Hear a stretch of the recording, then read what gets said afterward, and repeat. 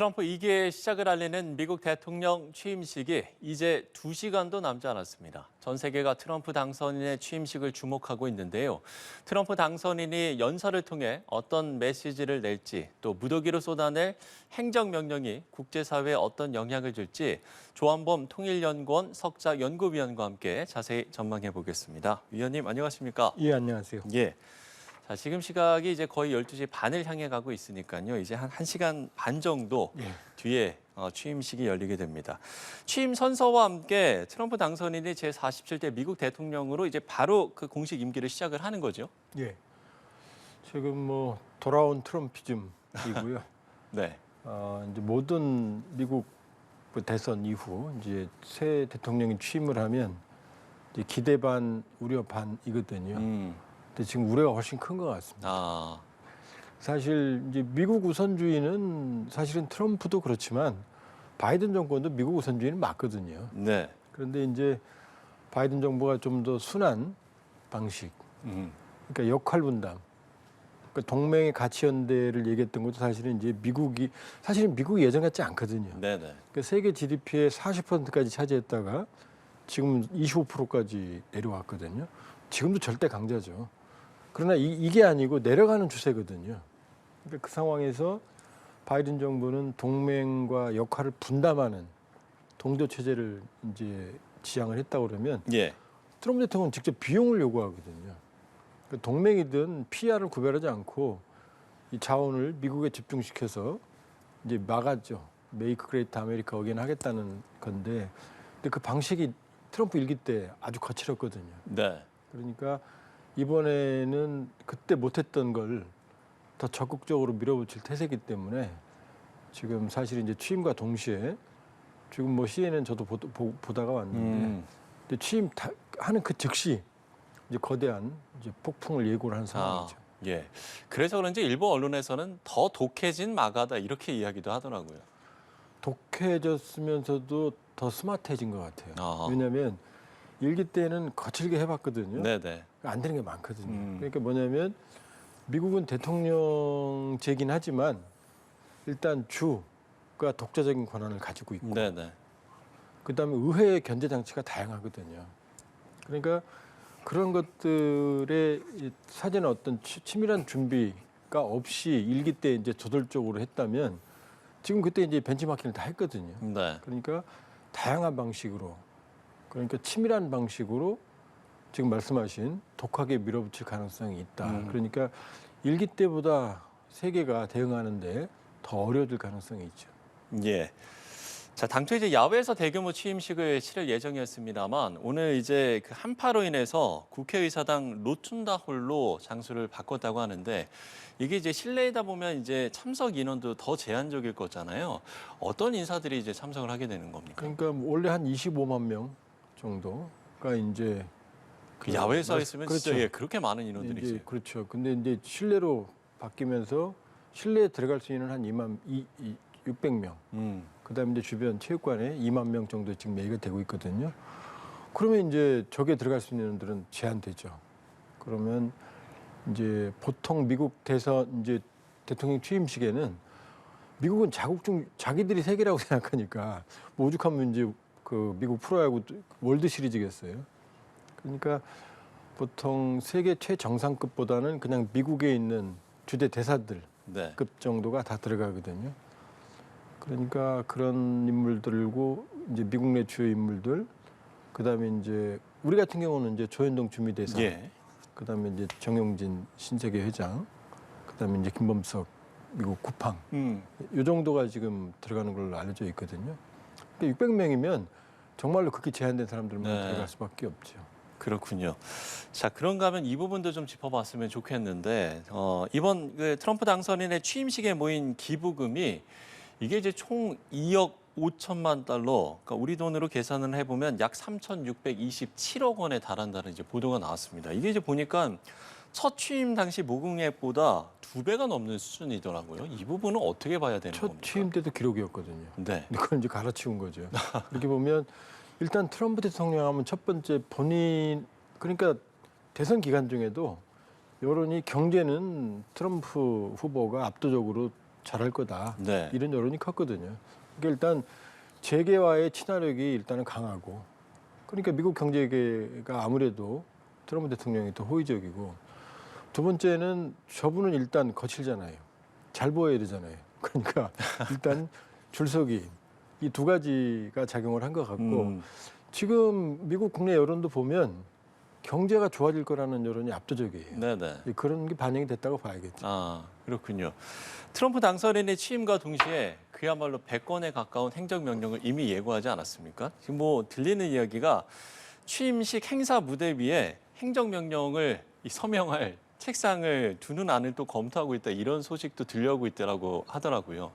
이건 글쎄요, 좀 어떻게 좀 극적인 모습을 연출을 하기 위해서라고 보면 되겠습니까? 어떻게 보세요? 거의 지금 본인 기세로 보면 지금 이제 100개 행정명령, 조치 이런 게 지금 계속 나오더라고요. 네.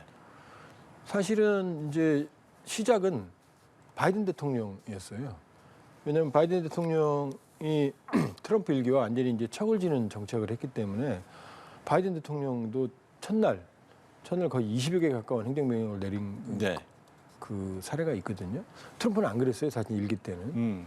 근데 지금 트럼프 대통령은 바이든의 모든 정책이 이게 옳지 않다라고 판단하고 있거든요. 예.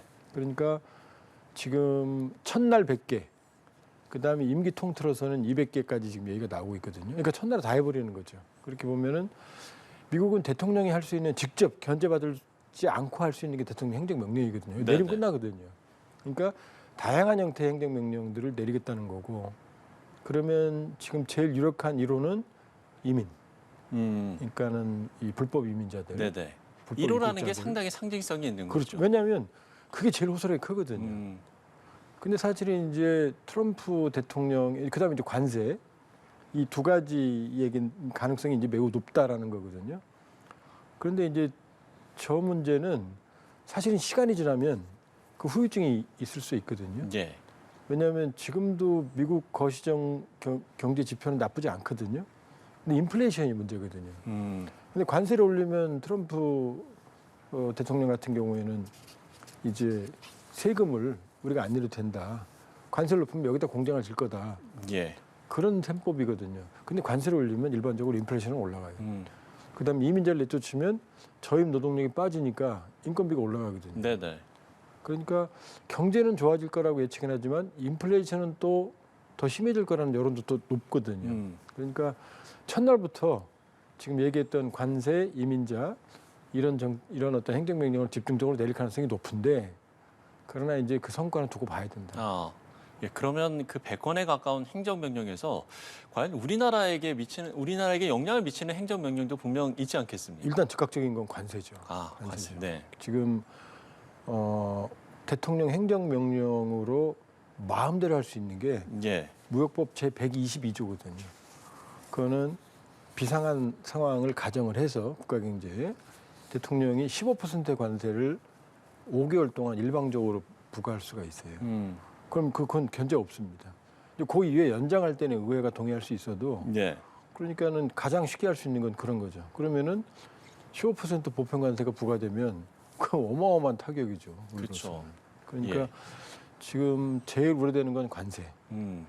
그다음에 우리나라뿐만 아니라 전 세계적으로도 그 관세 시행 여부에 대해서 상당히 당연하죠. 많은 관심을 갖고 그러니까 있는 것 같아요. 지금 관세, 트럼프 방식의 관세가 만일에 보편 관세 일방 무차별적으로 된다고 그러면 세계 경기도 상당 부분 마이너스 성장하는 걸로 나오거든요. 감소하는 거죠, 성장률이. 그러니까 이제 행정명령은 관세가 제일 걱정이고요. 그다음에 이제 방위비라든지 주한미군이나 이런 문제는 이제 나중에 협상의 문제죠. 네. 지금 이제 그 방위비 협상 문제 이야기를 해주셨잖아요. 근데 계속해서 이제 이 부분이 이제 트럼프 2기 이제 트럼프 정부가 출범하게 되면 이 방위비 협상 문제가 이제 가장 큰 문제로 좀 떠오를 것이다, 이렇게 이야기가 나와서요. 과연 그러니까 이제 우리가 예. 정확하게는 이제 처음에 문제가 된 건 나토는 방위비. 왜냐하면 나토의 미국과 합의가 GDP 2%를 방위비로 각국이 쓰게 돼 있는데 1% 정도만 쓴 나라들이 많았거든요. 그러니까 예. 나토에 대해서는 방위비를 압박을 했고, 우리에 대해서는 이제 우리는 방위비 2.5% 쓰거든요. 그러니까는 이제 국방비죠. 그러니까 주한미군 주던 분담비를 더 달라는 거였어요. 분담금. 그렇죠. 근데 지금 내는 거에 뭐 거의 9배 가까운 그러니까 100억 10조 달러를 가까이. 예, 예. 요구하고 있거든요. 그러니까 근데 이제 문제는 지금 우리가 주한미군 주던 분담금만 지금 걱정을 했는데 예. 지금 나토가 GDP 2%를 올리기로 한 그 나토 연금이 3분의 2가 되거든요. 근데 갑자기 5%까지 올리라고 지금 폭탄 선언을 했거든요. 그러니까 우리도 안전지대는 아니다. 우리도. 그러니까 트럼프 이제 당선 대통령이 되겠죠. 대통령 생각은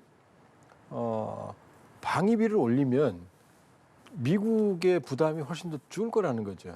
나토에서도 이제 그 군사력을 뺄 수가 있고 우리도 이제 방위비를 올리면 주한미군의 부담이 감소할 수 있다고 판단하는 거거든요. 그러니까 일단은 주한미군 주둔 분담비 증액이 발등에 불이지만 경우에 따라서는 방위비, 우리 국방비 증액 요구도 가능성은 남아 있다고 봐야 돼요. 예.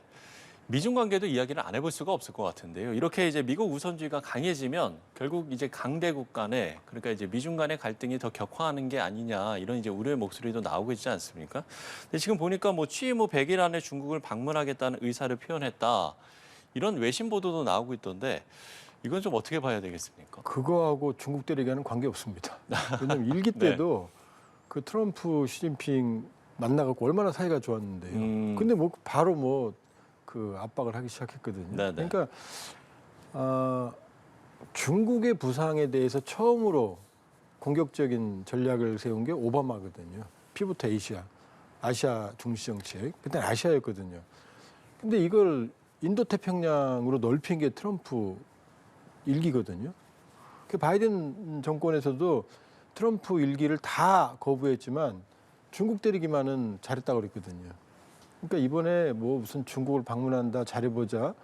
뭐 시진핑 주석 통화하고 뭐 얘기하고 뭐 미국이 얻을 거 다 얻겠다고 하겠죠. 네네. 그러나 중국만 그러니까 조금 속된 말로 한 놈만 팬다.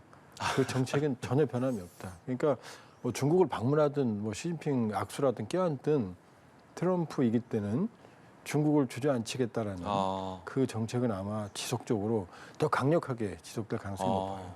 그렇군요. 대북 문제도 이야기를 해보겠습니다. 과연 이제 김정은 위원장과 마주할 가능성은 좀 어떻게 보세요? 상당히 높죠. 왜냐하면 트럼프 일기 때 주요 인사들 외교안보 라인 중에 아무도 안 불렀거든요.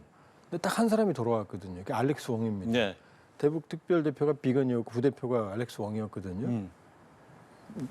근데 이 알렉스 웡이 이 싱가포르 그다음에 하노이 북미 정상회담 이 모든 걸 책임졌던 실무 책임자거든요. 예. 근데 알렉스 웡이 지금 오히려 NSC 수석부 보좌관으로 승진해서 돌아갔거든요. 그럼 NSC 수석부 보좌관은 전 세계 안보를 다루는데 북한에 특화된 인물이 지금 돌아왔거든요. 그리고 본인이 입으로 알렉스 웡을 임명할 때 김정은과의 인연을 얘기했거든요. 그리고 지금 트럼프 대통령이 당선된 이후로 예. 물론 이제 선거 캠페인도 그렇지만은 김정은에 대한 얘기를 너무나 많이 했거든요. 그러니까 지금 러우 전쟁은 뭐 24시간 안에 끝내야겠다고 장담을 했지만 어쨌든 뭐 그건 불가능하죠.